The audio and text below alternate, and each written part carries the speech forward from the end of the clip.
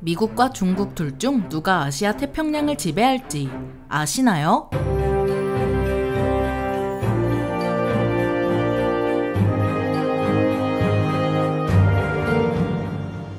안녕하세요. 지식스토리입니다. 이번에는 미국과 중국 둘 중 누가 더 한타에 강할지 알아볼 텐데요. 과거 중국은 중일전쟁에서 일본에 반격하지도 못하는 힘은 하나도 못 쓰는 몸집만 큰 나라였지만 국공내전에서 중국 공산당이 승리하면서 상황은 180도 반전됩니다. 국민당을 누르고 승리한 중국 공산당은 그를 중심으로 똘똘 뭉치더니 티베트를 꿀꺽 먹어버렸는데요. 티베트를 먹고 자신감이 뿜뿜한 중국은 한반도로 유엔군이 밀고 들어와 북한군을 밀어내자 30만이나 되는 병력을 보내 미친 존재감을 보였죠. 자신을 잠든 용이라 착각한 중국은 30만 병력에 쥐어줄 무기, 무전기도 부족하면서 추운 한반도로 보낸 거였는데요. 중공군이 나팔이나 꽹과리로 시끄럽게 구는 이유는 무전기가 부족한 나머지 원시적으로 소통하는 방법밖에 없기 때문이었습니다. 게다가 무기는 일본군이 쓰던 무기를 주워왔고 이마저도 부족해 수류탄만 딸랑 든 병사도 있을 만큼 중공군은 군대라 부르기 애매한 수준이었죠. 하지만 중공군을 직접 상대했던 참전용사에 의하면 나팔 소리 때문에 정신 나갈 것 같다고 한 만큼 의외로 심리적인 효과가 컸습니다. 6.25 전쟁은 중공군과 미군이 처음이자 마지막으로 대규모 병력을 동원했던 전쟁인 만큼 오늘의 주제와 아예 연관이 없지 않은데요. 물론 당시 중공군은 유엔군의 포격과 폭격 때문에 야포조차 동원하지 못했지만 그게 약하다는 걸 의미하진 않았습니다. 그 이유는 국공내전에서 승리한 중공군은 실전 경험이 풍부했기 때문인데요. 중공군은 닥치고 돌격하는 이미지가 강하지만 실제 중공군은 그렇게 무식하게 싸우지 않았습니다. 전차, 전투기가 차고 넘치는 미군에 비해 화력이 열세라는 걸 잘 알고 있는 중공군은 치고 빠지는 전술로 미군을 밀어냈는데요. 국군과 유엔군을 지금의 휴전선까지 밀어낸 중국은 완충지대를 확보한다는 목표를 달성하고 미국조차 이겼다는 자신감으로 가득 차 있었죠. 물론 많은 사상자가 발생했지만 전쟁 전보다 강력해진 중공군은 일본군이 남기고 간 무기나 쓰던 수준에서 벗어나 군대라 부를 수준으로 성장합니다. 하지만 소련이라는 강대국과 국경을 맞대고 있던 중국은 같은 공산권임에도 서로 못마땅하게 여겼는데요. 그러던 1969년 3월 2일 보물섬이란 뜻의 전바오 섬에서 소련군과 중공군이 충돌하는 사태가 벌어지게 됩니다.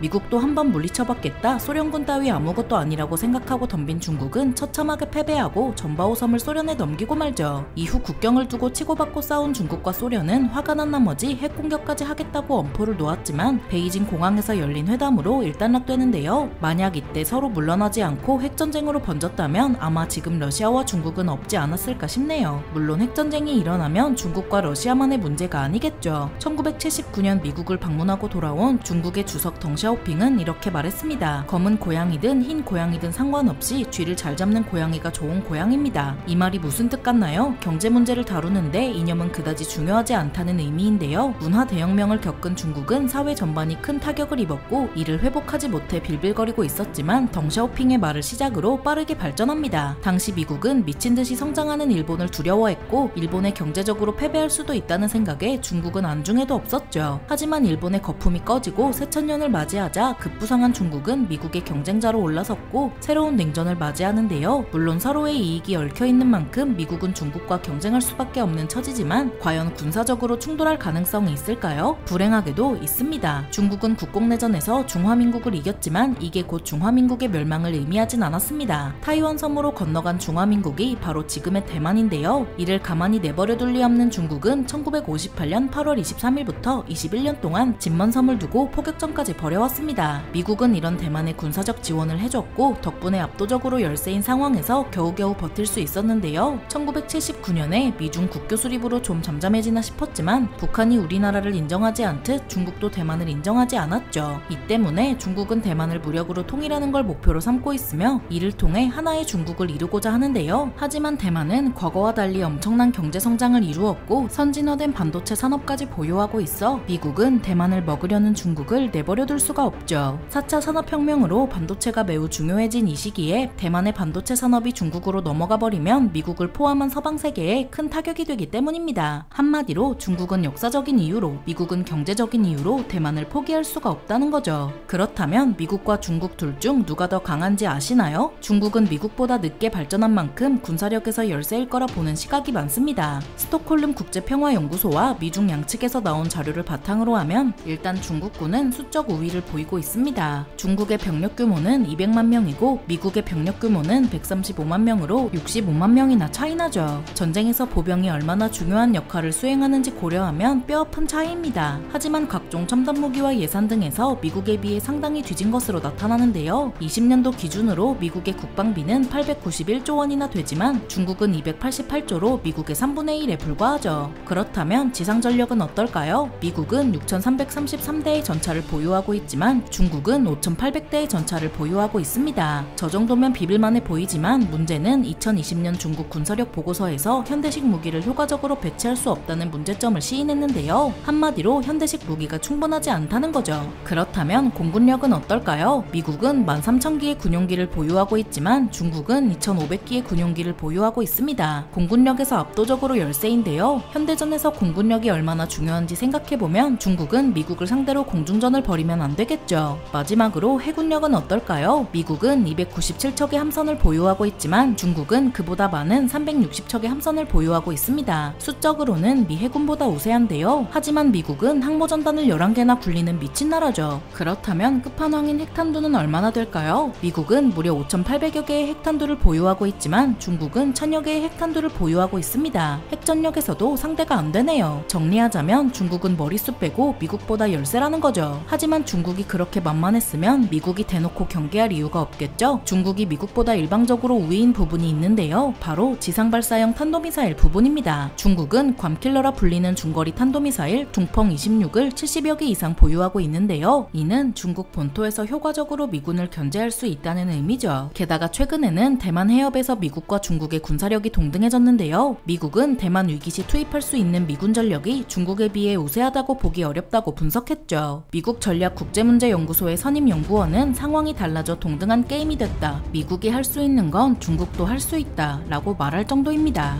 이렇게까지 말하는 이유는 중국이 미사일 개발에 박차를 가하면서 미군을 타격할 능력을 갖추었기 때문인데요. 게다가 랜드 연구소에 따르면 미국과 중국이 공중전에서도 동등한 역량을 보유하고 있다 밝혔습니다. 21년도에 미 공군이 워게임을 진행한 결과는 참담했는데요. 미 공군이 승리하기는 하지만 제한급 손실을 본다는 결과였죠. 게다가 이것도 미래 첨단 기술의 지원으로 전투력이 높아진 상황을 가정한 건데요. 그러니까 미래 첨단 기술을 동원하지 않으면 제한급 손실을 볼 수 있다는 거죠. 여기 동원된 미래 첨단 기술이 뭐냐고요? 바로 유인 전투기에 바짝 따라붙어 호위 및 지상 공격 등을 함께 수행하는 능력을 갖춘 인공지능 탑재 전투 드론입니다. 무슨 SF 영화에나 나올 것 같은 기술인데요. 이런 걸 동원해야 미국이 중국을 압도적으로 이길 수 있다는 거네요. 게다가 중국도 놀고 있는 건 아니라서 군함, 전투기, 미사일 등에 돈을 쏟아부었고 이 때문에 대만 일대를 포함한 서태평양에서 미군이 군사적 우위를 잃고 있죠. 일부 전문가들은 미국이 걸프전 때 6개 항모전단을 전개했던 점을 고려하면 미국이 대만을 침공한 중국을 이기기 위해선 해군, 공군 전력의 80%나 투입해야 할 것으로 보고 있습니다. 게다가 이것조차 최소한의 비용이라는 점에서 충격인데요. 현재 3척의 항모를 보유한 중국은 2척을 더 건조해 총 5척의 항모를 보유할 계획인데다 J-20 같은 스텔스 전투기를 개발 및 배치했고 결정적으로 미사일 전력이 미국을 웃돌고 있죠. 23년도에 미국 전략국제문제연구소에서 중국이 대만을 침공한 상황을 가장한 워게임을 했는데요. 중국이 대만을 침공하면 승리할 가능성이 크지 않다고 나왔지만 문제는 미일 동맹도 엄청난 피해를 감수해야 한다는 거였습니다. 양측에서 무려 1만 명 이상의 사망자가 발생하고 항모를 비슷한 많은 함선과 항공기를 잃는 등 이겨도 이긴 것 같지 않은 싸움인 걸 알 수 있죠. 여기서 미군은 2척의 항모를 잃고 10에서